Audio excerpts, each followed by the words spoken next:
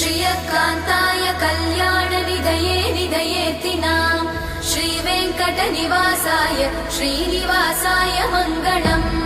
लक्ष्मी सविभ्रमालोकसुभ्रूविभ्रमचक्षुषे चक्षुषे सर्वलोकानां वेङ्कटेशाय मङ्गलम् श्रीवेङ्कटाद्रिशृङ्गाग्रमङ्गलाभरणाग्रये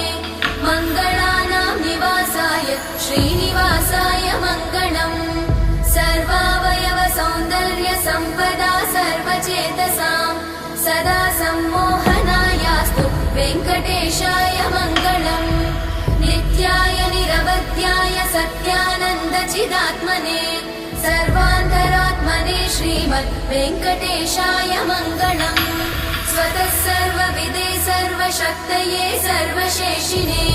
सुलभाय सुशीलाय वेङ्कटेशाय मङ्गलम्।